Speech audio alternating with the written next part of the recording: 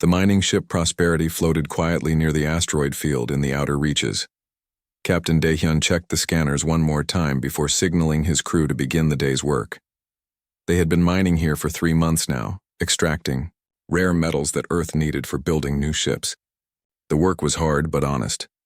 Daehyun liked it that way. His second officer called out from the navigation station. "Captain, we have ships approaching. 4 of them. They're big." Daehyun felt his stomach tighten. Out here, far from the protected zones, big ships usually meant trouble. He pulled up the identification scanner and cursed under his breath. Velcrin Empire warships. The Velcrin were known throughout the galaxy as bullies who took what they wanted and crushed anyone who complained. "Open a channel," Daehyun said calmly. "Let's see what they want." The view screen flickered to life. A Velcrin commander stared back at him. The alien had gray skin that looked like stone, 4 arms, and eyes that burned with contempt. Daehyun had seen that look before. It was the look of someone who thought humans were beneath them. "Human vessel," the Velcrin commander said, his voice deep and rough. "This asteroid field now belongs to the Velcrin Empire. You will leave immediately or be destroyed." Daehyun kept his voice steady. "Commander, we filed the proper claims with the Galactic Council 3 months ago. This field is legally ours. We have the documents if you want to see them." The Velcrin commander laughed. It was not a friendly sound. "The Galactic Council? You think papers matter out here? You think your 15 years in space makes you equal to empires that have ruled the stars for thousands of years?" He leaned forward. "I am Commander Tharvek. I have conquered 17 worlds. I do not negotiate with species who barely know how to leave their own planet." Daehyun felt anger rising in his chest, but he pushed it down. His crew was watching him. 23 people who trusted him to get them home safely. "Commander Tharvek, we don't want trouble. But we're not leaving. This is our legal claim." Tharvek's expression changed. The contempt turned into something darker. "Then you have chosen death." The channel cut off. Daehyun barely had time to shout a warning before the first energy blast hit the Prosperity. The ship shook violently. Alarms screamed through every corridor. Daehyun grabbed his seat as another blast tore through the hull. "Shields are down," someone shouted. "Engineering is hit. Medical bay is venting atmosphere." Daehyun knew they had no chance. The Prosperity was a mining ship, not a warship. They had no weapons, minimal shields, and no way to outrun military vessels. He reached for the communication panel with shaking hands. "This is Captain Daehyun of the human vessel Prosperity. We are a civilian mining ship. We have no weapons. We surrender. Please, we have families back home. We surrender." The response was another energy blast that tore the ship in half. On Earth, President Ji-won sat in her office reviewing trade agreements when her secretary entered without knocking. That alone told her something terrible had happened. "Madam President, we have a priority message from the outer reaches. It's classified as urgent." Ji-won took the datapad and read the report. Her hands did not shake, but inside, something cold settled into her bones. The Prosperity. 23 crew members, all dead, murdered by the Velcrin Empire for refusing to abandon a legal mining claim. She read the next part of the report. Commander Tharvek had broadcast the destruction across diplomatic channels. He had sent a message with it. "This is what happens to humans who forget their place." Ji-won set down the datapad and looked out the window at the city below. Seoul had been rebuilt 3 times in human history, each time after a war, each time stronger than before. She thought about Daehyun and his crew, people with families, people who had gone to space believing the galaxy would be fair. "Call an emergency meeting," she said quietly. "I want Admiral Hyejin, Commander Minho, and the entire Security Council in the Situation Room in 1 hour." 57 minutes later, Ji-won entered the Situation Room.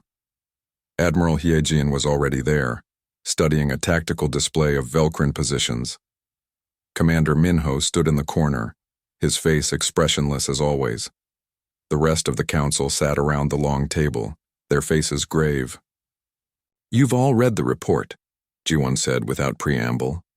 The Velcrin Empire has murdered 23 of our citizens. They did it openly, proudly. They broadcast it as a warning to us. She paused. I want options. The foreign minister spoke first. Madam President, we should take this to the Galactic Council. This is a clear violation of... The Council will do nothing. Admiral Hyejin interrupted. Her voice was sharp. I've been studying the Velcrin for years. They've done this to 14 other species. The Council always offers sympathy and does nothing. The Velcrin are too powerful, too important to the galactic economy. Commander Minho finally spoke. Then we handle it ourselves. The room went quiet. Everyone knew what Minho meant. He ran Earth's Special Operations Command, the people who did the jobs that officially never happened. The foreign minister looked horrified. You're suggesting war? We've been part of the galactic community for only 15 years. The Velcrin control 47 star systems. They have thousands of ships. We can't possibly... We can, Hyejin said flatly. The question is whether we should. Jiwan had been listening quietly. Now she stood and walked to the window. Outside, the sun was setting over the city. Somewhere down there, 23 families were about to receive the worst news of their lives. Somewhere down there, children were about to learn their parents were never coming home. Before we came to space, Jiwan said slowly, we fought each other for thousands of years. We built weapons that could destroy our entire planet. We fought wars that killed millions. We did terrible things to each other. She turned to face the room. Then we met other species, and we thought we could leave all that behind. We thought the galaxy would be different, civilized. She walked back to the table and placed her hands on it, leaning forward. But the galaxy isn't civilized. It just hasn't remembered what war really means. The Velcrin think they're warriors because they conquer species that don't fight back. They think they're strong because they've never faced real resistance. What are you saying, Madam President? The foreign minister asked. Jiwan's expression was calm, but her eyes were hard as steel. I'm saying we're going to give the Velcrin a choice. They can hand over Commander Tharvek to stand trial for murder. Or they can learn why humanity stopped fighting each other. Admiral Hyejin smiled. It was not a kind smile. How long do we give them? 72 hours, Jiwan said. That's more than they gave Daehyun and his crew. The message was sent through official diplomatic channels. President Jiwan addressed the Galactic Council directly, her words broadcast across thousands of worlds. To the Velcrin Empire and to the Galactic Council, the Velcrin Empire has murdered 23 human civilians in violation of galactic law. We demand that Commander Tharvek be surrendered for trial within 72 hours. If this demand is not met, Earth will consider itself at war with the Velcrin Empire. We will take all necessary actions to bring the responsible parties to justice, the message ended. In the Galactic Council chambers, representatives from hundreds of species looked at each other in disbelief. The Myothai ambassador whispered to his aide, Did the humans just threaten the Velcrin Empire? The Velcrin ambassador laughed loudly enough for everyone to hear. Let them try. They'll learn their place soon enough. But some of the older ambassadors, the ones who had studied human history, did not laugh. They had read about Earth's wars. They had seen the weapons humans had built to use against each other. They had learned about human concepts like mutually assured destruction and total war.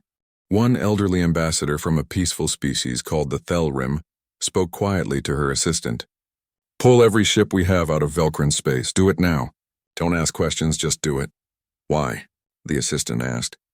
The ambassador looked at the human president's image frozen on the display. Because I've studied Earth's history. I know what that expression means. That's not anger. That's not revenge. That's calculation. The humans aren't going to war. They're going hunting. On the Velcrin homeworld, Commander Tharvek heard about the human ultimatum and laughed with his officers. 72 hours, he said mockingly. What will they do? File a complaint? Send strongly worded letters? He raised his drinking vessel. To the glory of the Velcrin Empire and the cowardice of inferior species. His officers cheered and drank. None of them noticed that the human embassy on their planet was empty. The staff had left quietly 6 hours ago. None of them saw the human ships moving silently through the dark spaces between stars, converging on positions throughout Velcrin territory. The countdown had begun. In Earth's war room, Commander Minho looked at the tactical displays and spoke into his communicator. "All teams, this is Minho. Rules of engagement are as follows. No civilian targets, no unnecessary casualties, and document everything. The galaxy is watching. We're not monsters. We're professionals. Show them the difference." Admiral Heejin pulled up the Velcrin military positions and began marking targets. "They think we're weak because we're peaceful. They're about to learn that peaceful and harmless are not the same thing." President Jiwon stood at the window, watching the city lights come on as night fell. Somewhere out there, Daehyun's family was grieving. 22 other families were grieving. The galaxy thought this would end with human submission. The galaxy was wrong. The 72-hour countdown ticked forward, and humanity prepared to teach the Velcrin Empire a lesson that would echo across the stars for generations. The 72 hours passed in silence. The Velcrin Empire did not respond to Earth's ultimatum. Commander Tharvek gave interviews to galactic news networks, calling humans amusing in their desperation and children playing at diplomacy. The Galactic Council sent messages to Earth urging restraint and patience. President Jiwon read each message and deleted it without responding. On the 73rd hour, Velcrin Military Station Outpost 7 simply stopped transmitting. The station commander had been filing his daily report when every screen in the command center went dark. Emergency lights kicked in. He reached for the communication panel to call for help, but the panel was dead. Everything was dead. He ran to the window and looked out into space. Human ships surrounded the station, not the clumsy civilian vessels the Velcrin were used to seeing. These were military ships, sleek and black, moving with precision that seemed impossible. The station commander had fought in 30 battles. He had never seen ships move like that. The human ships did not fire. They did not need to. They had already cut every system the station had. Power communications, weapons, life support, all gone. The commander watched helplessly as human soldiers in advanced armor cut through the hull and entered the station. It took them 11 minutes to secure all 17 levels. The Velcrin garrison fought hard, but it was like fighting ghosts. The humans moved through the station corridors with perfect coordination. They knew where every Velcrin soldier was before the Velcrin knew where they were. They used weapons that didn't kill unless necessary. Stun grenades, paralysis fields, precision targeting. When it was over, 2,000 Velcrin military personnel sat in the station's main hangar with their hands bound. Not one human soldier had died. Only 3 were injured. The station commander stared at the human officer standing in front of him. "I am Commander Minho of Earth Special Operations," the human said calmly. "Your station is now under human control. You and your crew are prisoners of war. You will be treated according to galactic conventions. Do you understand?" The station commander nodded slowly. He looked at his soldiers. They were afraid. Veterans who had conquered worlds were afraid of these small humans who had taken an entire military station in less than 15 minutes. Minho gestured to his team. "Take them to the holding areas. Make sure they have food and water. Medical attention for anyone who needs it." The Velcrin commander watched in confusion as human soldiers helped wounded Velcrin to their feet and guided them gently toward the holding areas. This was not how conquerors were supposed to act. The news of Outpost 7 spread through the galaxy like fire. The Galactic News Network broadcast footage from the station's security cameras. Species across thousands of worlds watched human soldiers move through the corridors with speed and efficiency that seemed unreal. The footage went viral. Within hours, every species in the galaxy was talking about it. The Galactic Council convened an emergency session. The chamber was chaos. Representatives shouted over each other. The Velcrin ambassador demanded military intervention. The humans have committed an act of war. They must be stopped. Earth's ambassador, a calm woman named Somin, stood and waited for silence. When the chamber finally quieted, she spoke softly. "We asked you to enforce galactic law. You refused. We asked the Velcrin to answer for murdering our civilians. They laughed. So we asked nicely. You chose violence. Now you'll learn why we stopped fighting each other. You dare threaten this council?" The Velcrin ambassador roared. Somin looked at him with empty eyes. "We're not threatening anyone. We're teaching you the difference between civilization and mercy. You mistook our mercy for weakness. That was your mistake, not ours." She activated a holographic display. Images filled the chamber. Earth's history, wars that had killed millions, weapons that could destroy cities in seconds, armies that had fought for years without surrendering, technologies developed specifically for killing other humans as efficiently as possible. We are pursuit predators, Soman said calmly. We evolved to chase prey until it collapsed from exhaustion. We don't give up. We don't forget. For 10,000 years, we fought each other. We learned every possible way to kill, to defend, to survive. Then we stopped. Not because we forgot how, because we chose to. She closed the display. The Velcrin Empire killed 23 of our people. We will not kill 23 of theirs. We will not kill 23,000. We will simply remove the people responsible. If the Velcrin Empire wants to make this harder, we can do this the hard way. Your choice. The chamber was silent. On the Velcrin homeworld, the High Command held an emergency meeting. They had lost contact with Outpost 7. Reports were coming in of human ships appearing throughout Velcrin space. Not invading. Just watching, waiting. They took an entire military station without firing a shot, one general said nervously. Our soldiers didn't even know they were there until it was too late. They're trying to scare us, another general argued. One station means nothing. We control 47 star systems. We have thousands of ships. They have dozens. The mathematics are on our side. Commander Tharvek stood. Then let me take a fleet to Earth. We'll burn their homeworld and end this farce. The High Command agreed. Tharvek would take 50 of their finest warships to Earth, not to negotiate, not to talk, to show humanity what happened when inferior species challenged the Velcrin Empire. Admiral Hyegen watched the Velcrin fleet approaching Earth on her tactical display. 50 ships. It was a significant force. The Velcrin thought they were making a statement. They had no idea they were flying into a trap. Status? She asked her tactical officer. Velcrin fleet will reach Earth orbit in 2 hours. They're not even trying to hide. They're broadcasting their approach on all channels. They want everyone to see this. Good, Hyegen said quietly. Let them come. Has Minho's team finished preparations? Yes, Admiral. All teams are in position. Hyegen thought about her own career. 30 years in Earth's military. She had fought in the water wars in her 20s. The border conflicts in her 30s. She had seen what humans could do to each other when resources were scarce. She had seen cities burn and armies clash. Then humanity had unified and gone to space. And she had hoped those days were behind them. But some lessons once learned could never be unlearned. Send the message to all Earth Defense Force ships, she said. Wait for the Velcrin to get cocky. Wait for them to think they've won. Then show them what we really are. The Velcrin fleet emerged from faster-than-light travel at the edge of Earth's solar system. Commander Tharvek smiled as he looked at the blue planet in the distance. Such a small, insignificant world. He would make it into a lesson the galaxy would never forget. All ships advance to attack formation, he ordered. Prepare to... His tactical officer interrupted. Commander, I'm reading energy signatures. Multiple contacts. They're coming from behind the moon. Tharvek pulled up the display. His confidence wavered. Human ships were emerging from the moon's shadow. Dozens of them. They had been waiting, hiding in Earth's own backyard.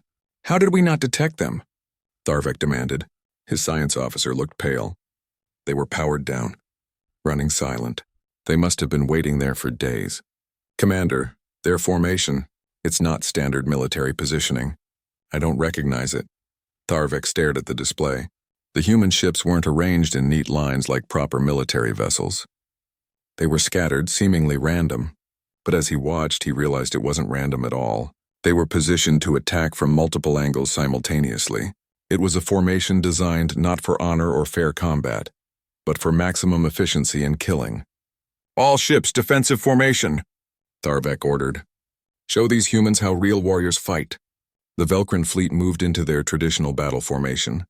Tight organized, each ship supporting the others. It was a formation that had won 1,000 battles across 1,000 years. Admiral Hyegen watched the Velcrin move into position and allowed herself a small smile. They fight like they're in a parade, all neat and orderly, predictable. She opened the fleet-wide channel. All ships execute protocol chaos. The human ships moved. Not like a military formation, like a pack of wolves.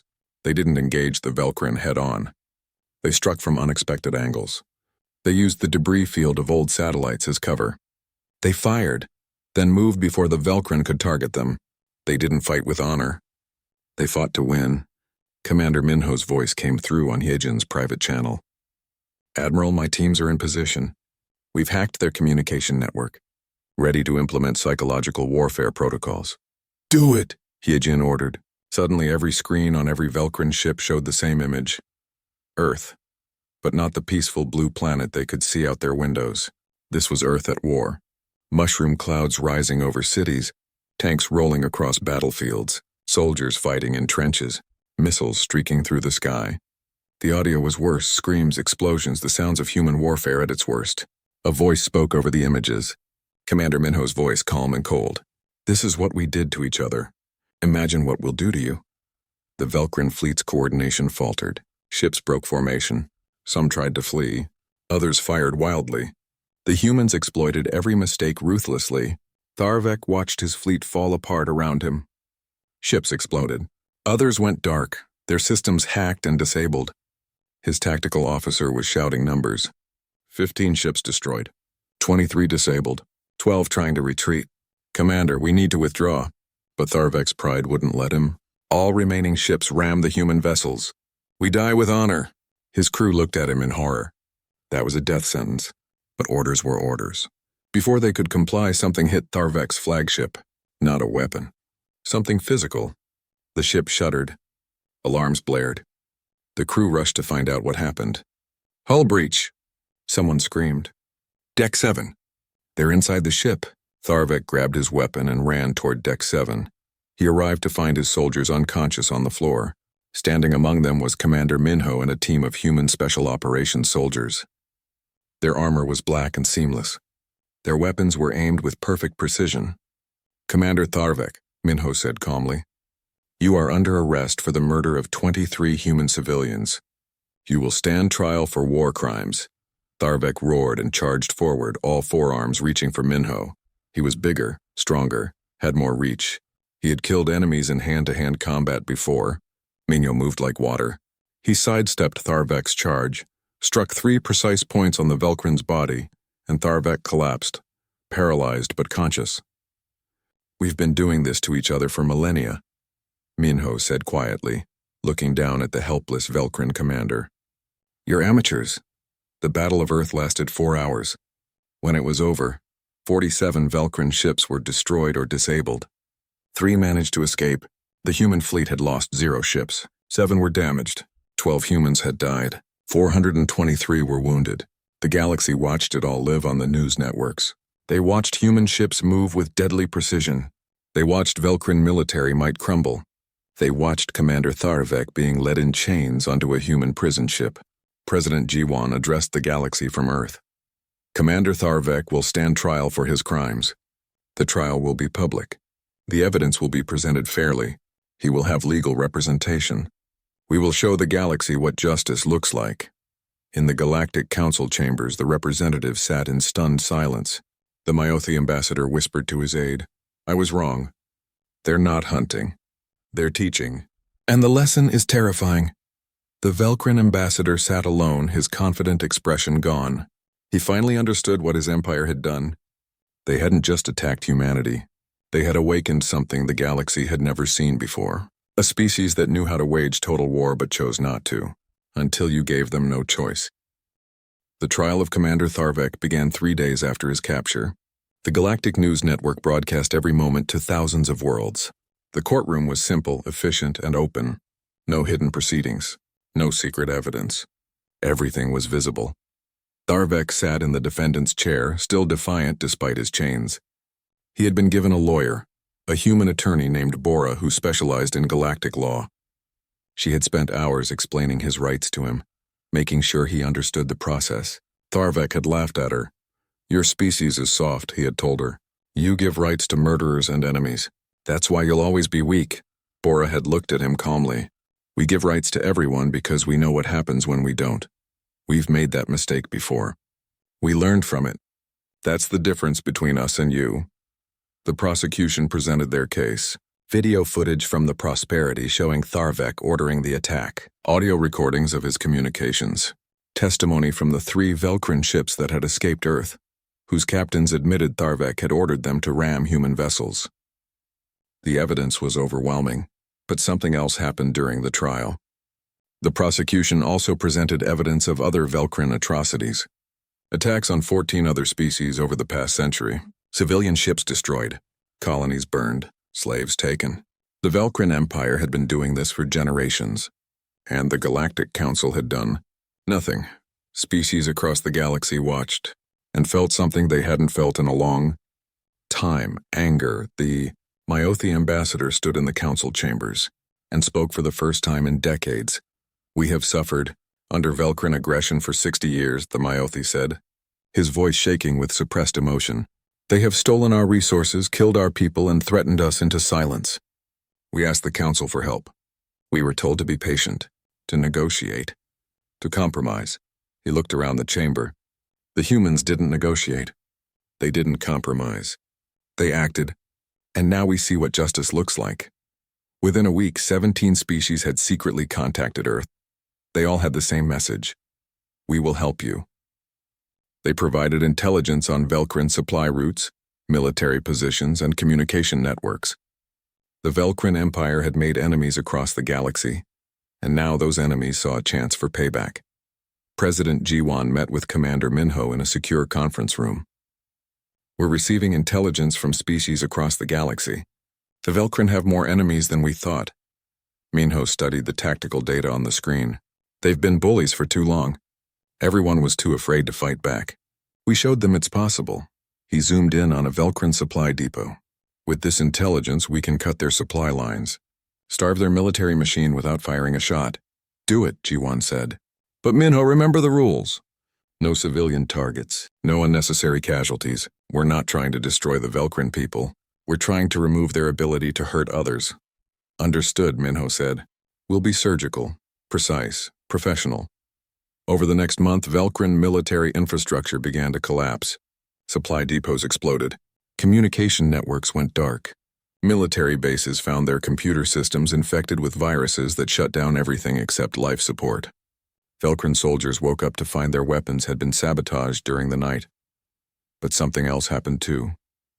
Commander Minho's teams discovered slave labor camps throughout Velkrin territory, camps where captured aliens were forced to work in terrible conditions. The humans didn't just disable these camps, they liberated them. The first camp liberation was broadcast across the galaxy. Human soldiers entered the camp, disabled the guards with stun weapons, and opened the gates. Thousands of aliens from a dozen different species walked free. The humans provided them with food, medical care, and transport back to their homeworlds. One freed slave, a young member of the Thelrim species, spoke to news cameras with tears in her eyes. "The Velkrin told us no one would help us, that the galaxy had forgotten us.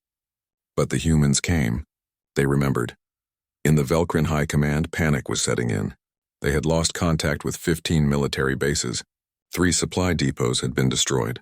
Worse, their own colony worlds were starting to rebel. Velkrin civilians who had been fed propaganda about their empire's glory were now seeing the truth. The trial broadcast showed what their military had done. The liberation footage showed what humanity was doing in response. A young Velkrin officer named Ralvesh watched the broadcasts in his quarters. He had joined the military because he believed in defending his people. But now he saw that his people had been the aggressors all along. Everything he had been taught was a lie. He was not alone.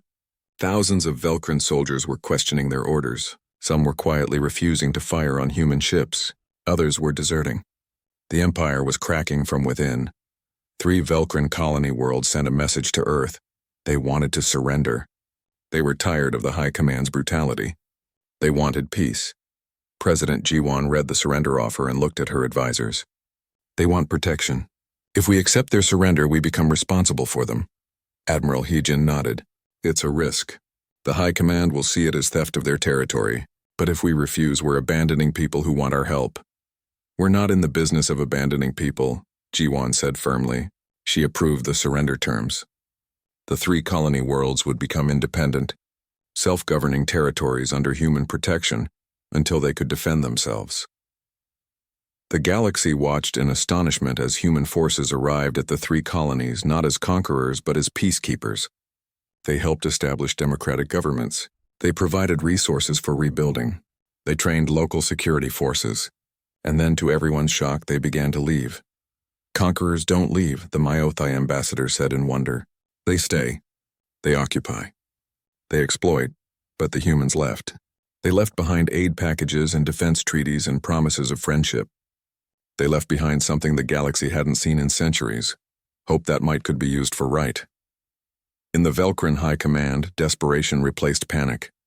They were losing the war. Not militarily, though that was going badly. They were losing the hearts and minds of their own people. They were losing the loyalty of their colonies.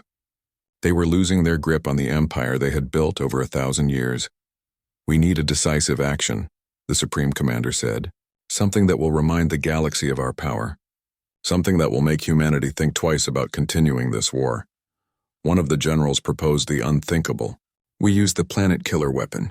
We target one of humanity's colony worlds. We show them what happens when they challenge us.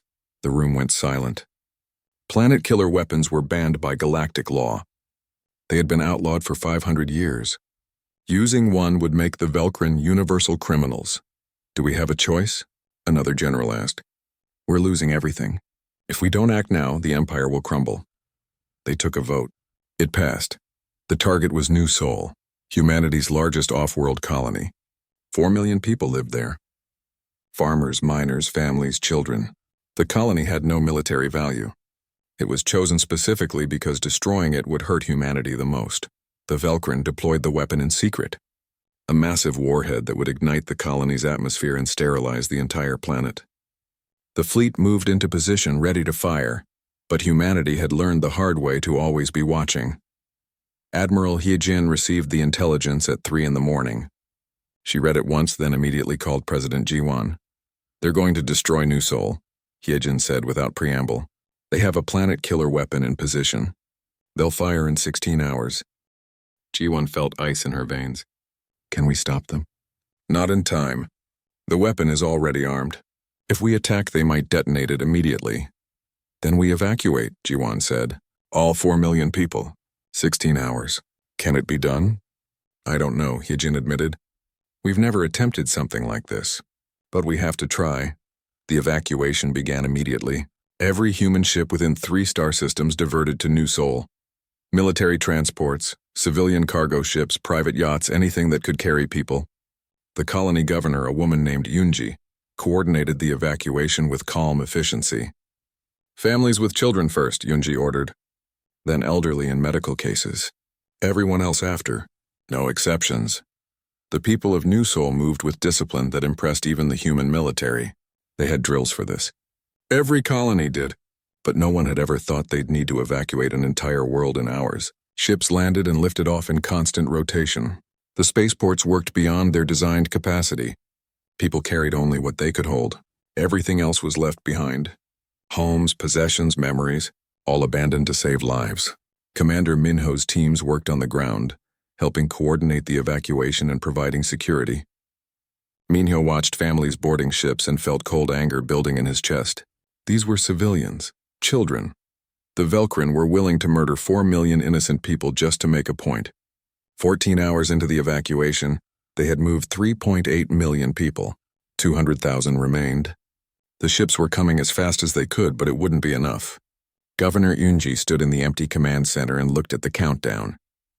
2 hours left. She had done everything possible, but mathematics was cruel. 200,000 people were going to die. Then something unexpected happened. The Myothi sent ships. So did the Thelrim. A dozen other species that humanity had helped. Species that had watched humans fight for justice, sent every available vessel they had to New Sol. We cannot let this happen, the Myothi ambassador said in a broadcast to his people. Humanity stood for us when no one else would. Now we stand for them. Ships arrived from across the galaxy.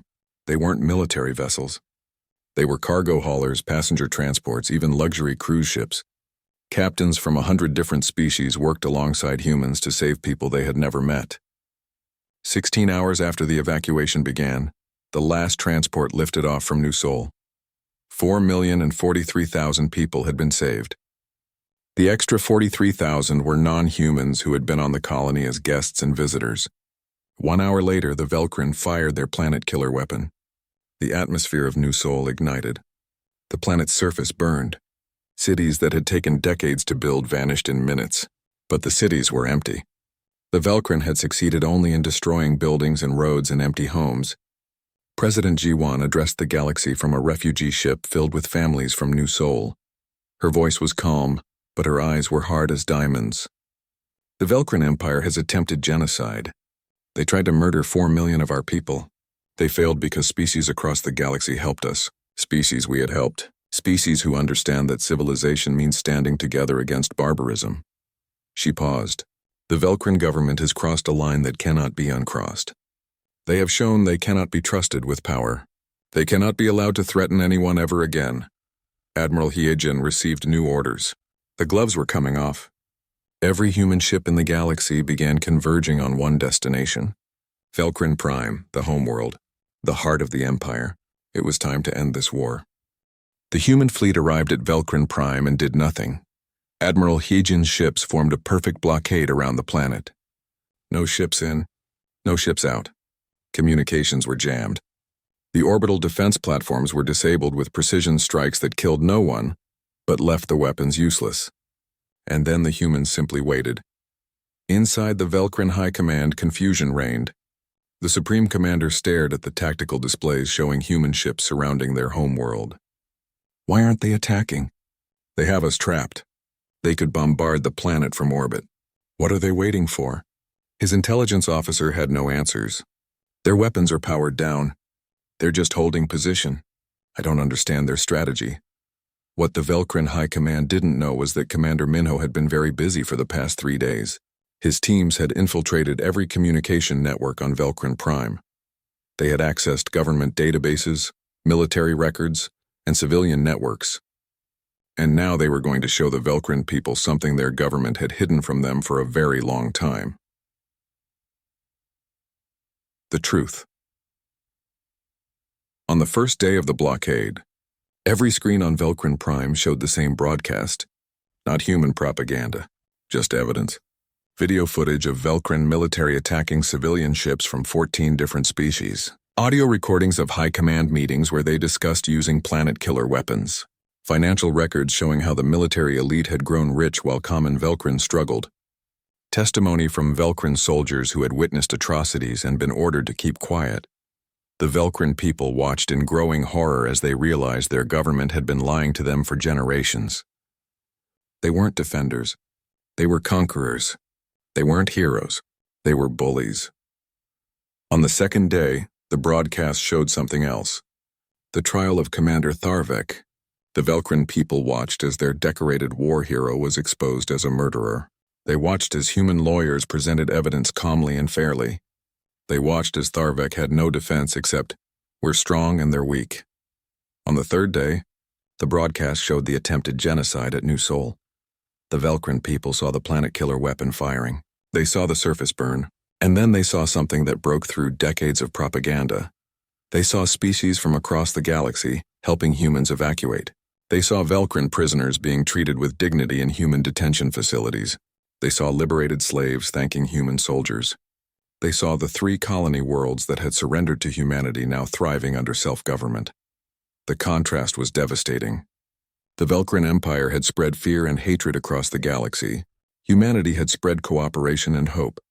Riots began in the capital city. Velcrin citizens took to the streets demanding answers from their government. The Supreme Commander ordered soldiers to disperse the crowds, but many soldiers refused. They had seen the broadcast too. They knew the truth now. Ralvesh, the young Velcrian officer who had been questioning his role, made a decision. He contacted other officers who felt the same way. They met in secret and discussed what to do. Finally, Ralvesh did something that would have been unthinkable a month ago. He contacted the humans. Commander Minho received the message in his command center aboard the flagship. A Velcrin military officer wanted to talk. It could be a trap. But Minho was curious. He accepted the communication. Ralvesh appeared on the screen. He looked tired and scared, but determined. "My name is Ralvesh. I'm a sub-commander in the Velcrin military. I want to help you end this war." Minho studied the young officer. "Why?" "Because I've seen what my government has done. I've seen how you treat your prisoners. I've seen how you help those colony worlds. I've seen what real civilization looks like. Ralvesh took a deep breath. I have information about the High Command. I know where they're hiding. I know their emergency evacuation plans. And I know I'm not the only Velcrin who wants this to end. What do you want in return? Minho asked. Nothing, Ralvesh said quietly. I just want this to stop. I want my people to have a chance to be better, to be something other than conquerors and bullies. Minho made a decision. Give me the information. If it's good, we'll use it. If you're betraying us, we'll find you. But if you're sincere, you might just save your planet. Ralvesh provided everything. The locations of High Command bunkers, the codes to access secure facilities, the names of officers who were sympathetic to surrender. It was more than intelligence. It was a blueprint for regime change from within.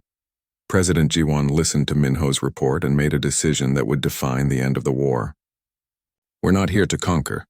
We're here to remove a threat. If the Velcrin people want to be free of their government, we'll help them.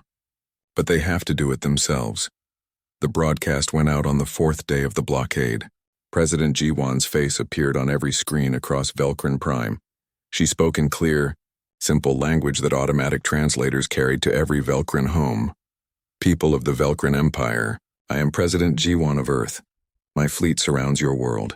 We have the power to destroy your cities from orbit. We could kill millions in minutes. We could do to you what your government tried to do to us. She paused. But we won't. We're not here for you. We're here for the people who ordered the murder of our civilians, the people who tried to commit genocide against our colony, the people who have terrorized the galaxy for generations while telling you it was necessary. Your government is the threat, not you. You have a choice. Surrender your high command to face justice and we will leave your world in peace. We will help you rebuild. We will help you join the galactic community as equals instead of conquerors. Or protect your government and we will sit here until you run out of food, water, and hope. The decision is yours. We will wait, the broadcast ended. Across Velcrin Prime, people looked at each other and realized something profound. The humans had the power to destroy them but were offering them a choice. The humans had every reason to seek revenge but were offering them justice instead. The riots intensified. But now they weren't just riots. They were revolution.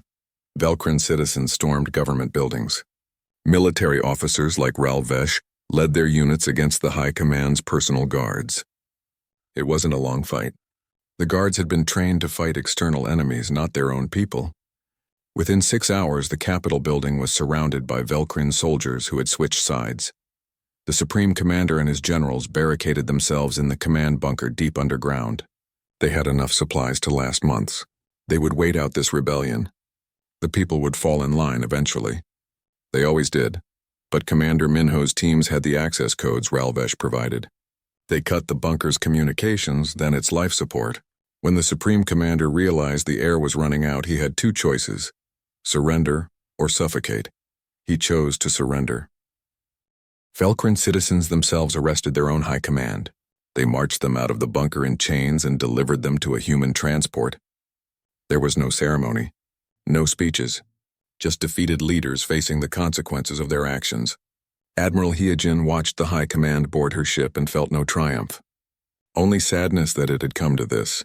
Take them to Earth. They'll stand trial alongside Tharvek. The blockade ended on the 5th day. Human ships began leaving Velcrin space.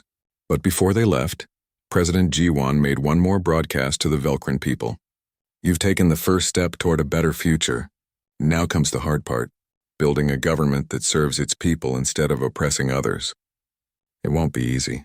We know because we've done it ourselves many times throughout our history. We've overthrown tyrants and built democracies. We've failed and tried again. We've learned that freedom is not a gift. It's a responsibility. We'll help you if you want our help.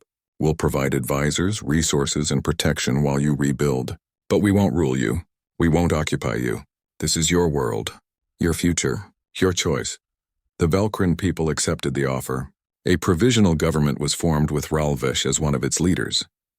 The young officer who had betrayed his commanders to save his people was now helping to lead them towards something better. The trials began on Earth 3 weeks later. The Supreme Commander and his generals faced charges of genocide, war crimes, and crimes against galactic law. The proceedings were broadcast across the galaxy. Every species watched as the once mighty Velcrin leaders stood before human judges and tried to defend their actions. They had no defense. The evidence was overwhelming. Video-audio testimony from thousands of witnesses. The prosecutors, led by Attorney Bora, built an airtight case. The defense lawyers did their best, but there was no way to argue away decades of atrocities. The verdict came after 2 weeks of testimony. Guilty on all counts. The sentencing was controversial. Many species expected executions. The Velcrin had tried to exterminate 4 million humans.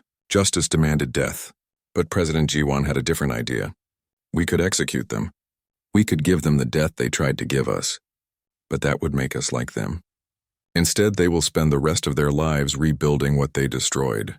They will work in labor camps on New Sol. They will help restore the colony they tried to burn. And they will live with what they've done. The Supreme Commander was led away in chains, his face blank with shock. He had expected death and been given something worse. A lifetime of facing his crimes while helping his victims rebuild. The Galactic Council held a special session. For the first time in 800 years, they voted to expel a member species. The Velcrin Empire was stripped of its council seat and all its privileges. The vote was unanimous. Then something unexpected happened. The council voted to offer humanity a permanent seat on the Security Council. The species that had been the newest and least respected member of the galactic community was now being recognized as a major power. Ambassador Soman stood before the council and gave a simple speech. We accept this honor, but we will not abuse it. We will use our power to protect those who cannot protect themselves. We will use our influence to ensure justice is served. And we will remember that power without restraint is tyranny. The council chamber erupted in applause, not because humanity had won a war, but because they had won it the right way. On Velcrin Prime, Ralvesh stood in his office and looked at the rebuilding efforts throughout his world. Humans had kept their promise. They had provided advisors who taught democratic governance. They had sent engineers to help repair infrastructure. They had offered trade agreements that treated the Velcrin as equals instead of subjects. He thought about Commander Minho, who had accepted his betrayal and trusted him when he had no reason to. He thought about President G1, who had offered mercy when revenge would have been justified. He thought about the human soldiers who had liberated slave camps and treated captured Velcrin with dignity.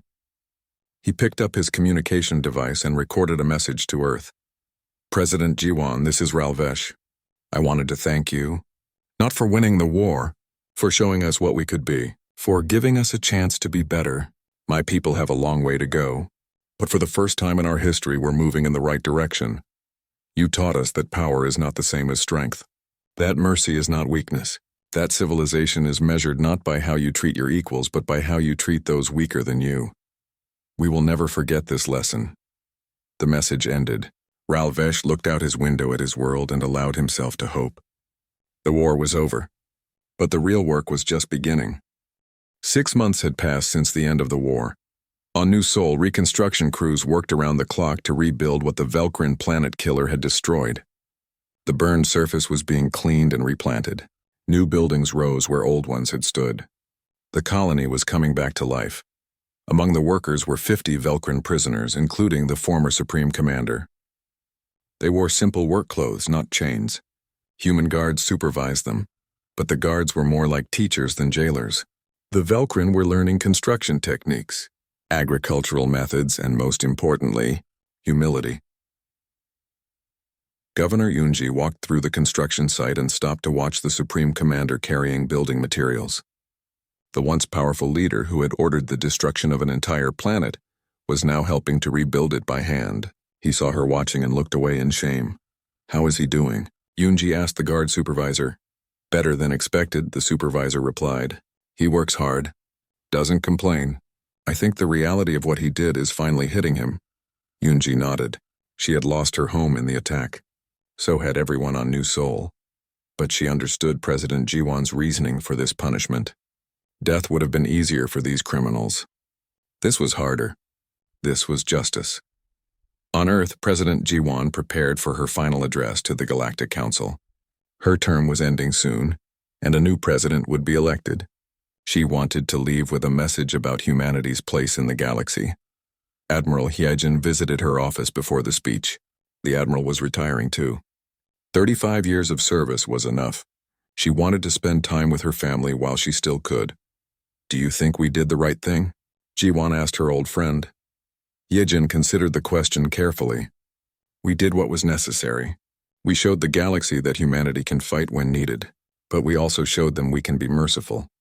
We proved we're not just another species scrambling for power. We're something different. Something better? Jiwon asked. Something more balanced, Yejin said. We remember our violent past. We don't hide from it. But we also choose not to repeat it unless we have no other choice. That's what makes us different from the Velkrin. They glorified conquest. We glorify peace but remain ready for war. Jiwon nodded slowly. I hope the next generation remembers that balance. In the Earth Defense Academy, the next generation was already learning. Yuna, daughter of the late Captain Daehyun, stood at attention with her graduating class. She wore the uniform of the new Galactic Peacekeeping Force, a joint military organization formed by Earth and 17 other species. The Academy Commandant, a retired officer named Taejin, addressed the graduates. You are the first class of the new era. You've trained not just in combat but in diplomacy, not just in strategy but in ethics. You will be sent to protect species that cannot protect themselves. You will face enemies who don't understand mercy. Your job is to teach them. Yuna thought about her father. He had died because he refused to abandon what was right. She had joined the military to honor his memory. Not for revenge, for protection, so that what happened to him would never happen to anyone else. After the ceremony, she visited the memorial at the academy. 23 names were engraved on a wall of polished stone. Her father's name was at the top. She placed her hand on it and made a silent promise. His death would mean something. She would make sure of it. In the Galactic Council chambers, the atmosphere had changed completely from 6 months ago. Representatives from hundreds of species gathered for President Jiwon's final address. The Velkrin seat remained empty, a reminder of what happens when power is abused. Jiwon stood at the podium and looked out at the assembled delegates. When humanity first joined this council 15 years ago, we were the newest members, the least experienced. Many of you wondered if we belonged here at all. Some of you made jokes about how young we were as a spacefaring species. Some of you thought we would be easy to manipulate or intimidate. She paused. The Velkrin Empire made that mistake. They killed 23 of our civilians and expected us to submit. Instead, they learned a lesson that I hope the galaxy never forgets. We didn't come to space looking for war. We came looking for peace. We came hoping to leave our violent past behind. But our past is part of us. We are the product of 10,000 years of learning how to survive against impossible odds. We learned how to fight. We learned how to kill. We became very, very good at it. Then we learned something harder. We learned when not to fight, when to show mercy, when to build instead of destroy. That's what makes us dangerous. Not our weapons, not our strategies, our restraint. We can wage total war if we must, but we would rather wage total peace. We can destroy our enemies, but we would rather help them become our friends. We proved this with the Velkrin. We could have exterminated them. We chose to liberate them instead. Jiwon's voice grew stronger. This is humanity's promise to the galaxy. We will be your friends if you treat us with respect. We will be your allies if you stand for justice. We will be your protectors if you cannot protect yourselves. But if you attack us, if you threaten our people, if you try to destroy what we've built, then you will learn what we're capable of when we have no other choice. The age of underestimating humanity is over. The age of cooperation is beginning. Which age you experience depends on you. The chamber was silent for a moment. Then applause began. Slowly at first, then building until the entire council was standing and clapping. Not out of fear, out of respect. The Myothi ambassador approached Jiwon after the speech. President Jiwon, my people would like to propose a formal alliance with Earth. We will share our manufacturing technology in exchange for military protection. Jiwon smiled. We would be honored. But know this, we won't just protect you. We'll teach you to protect yourselves. True allies don't create dependence. They create strength. Over the next few months, 12 more species approached Earth with similar proposals. Species that had been oppressed by stronger neighbors. Species that had been ignored by the Council. Species that had watched humanity fight for justice and wanted to be part of that movement. Earth accepted them all, but true to Jiwon's word, they didn't create an empire. They created a network of equals. The Alliance of Free Worlds, they called it. Members shared resources, technology, and mutual defense. But each world governed itself. Each species maintained its sovereignty.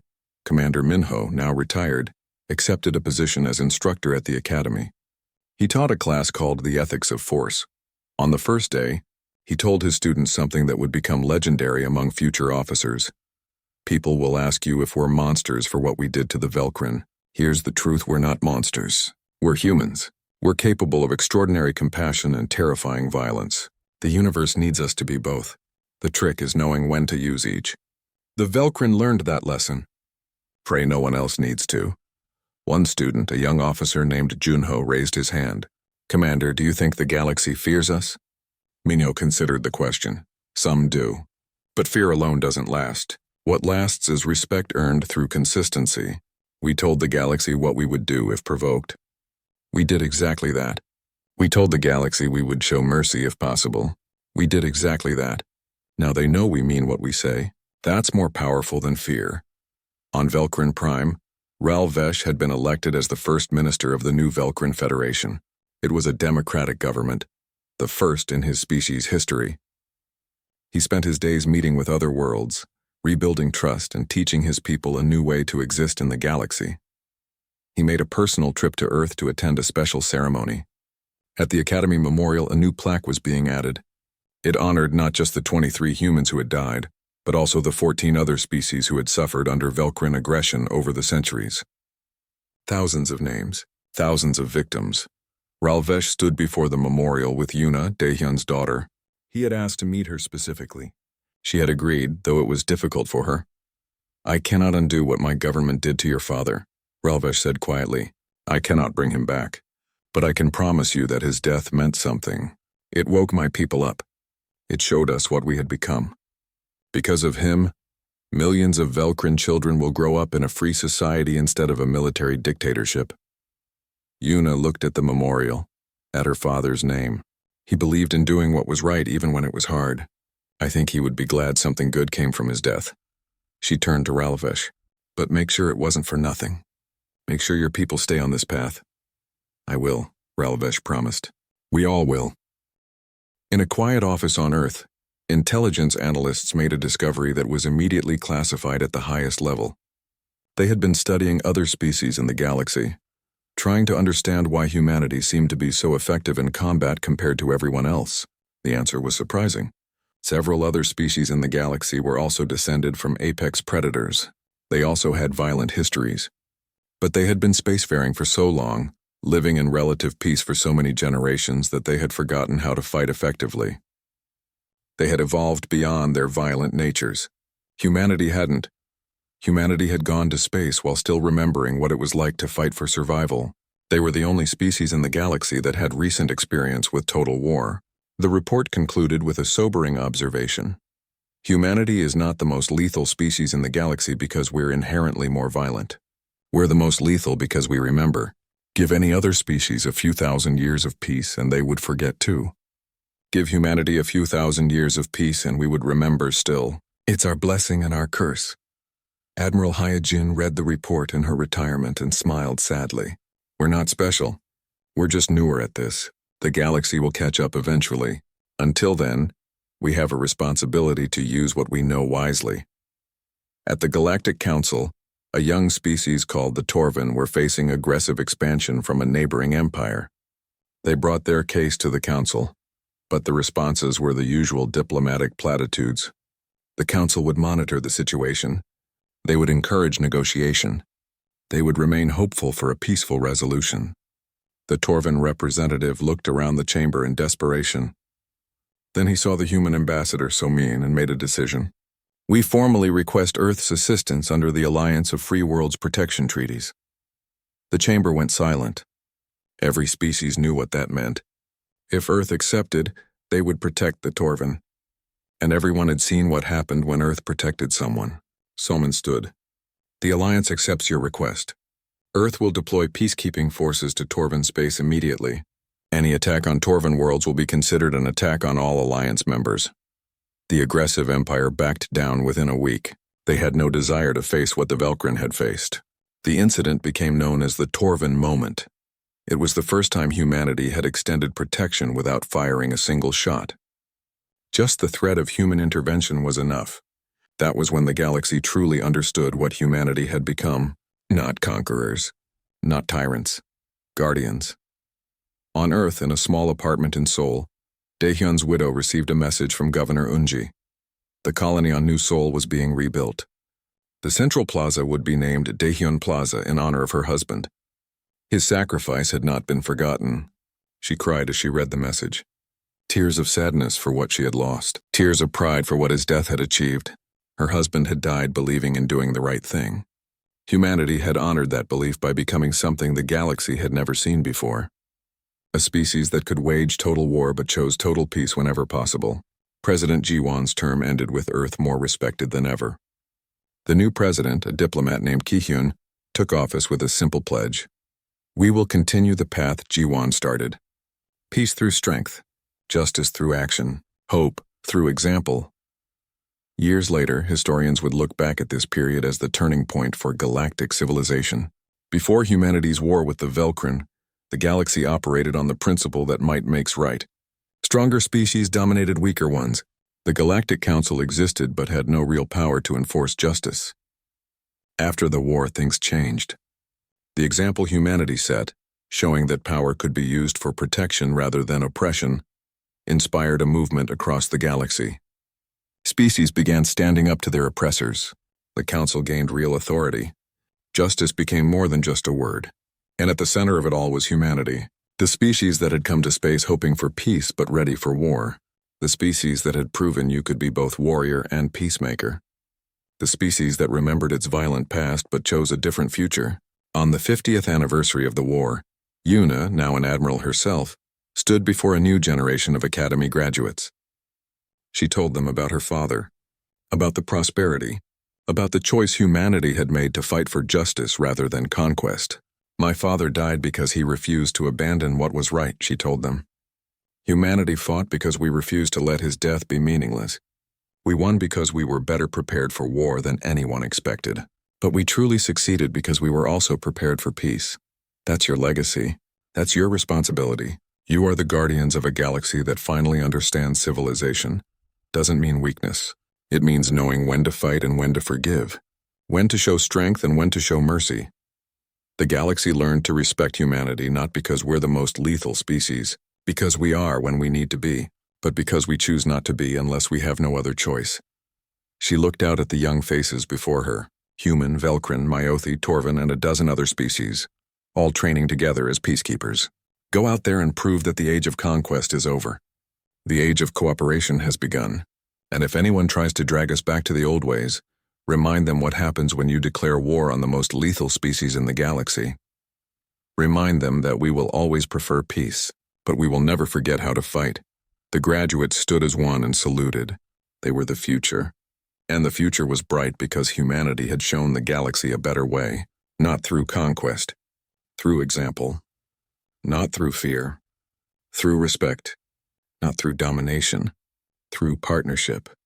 The memorial plaque at the Academy, now visited by millions from across the galaxy each year, bore an inscription that had become humanity's motto. They died believing in peace. We fought believing in justice. We won proving we could have both. Underneath, in smaller letters, was a warning that every species in the galaxy now took seriously. Congratulations. You just declared war on the most lethal species in the galaxy. We hope you learned something from the experience.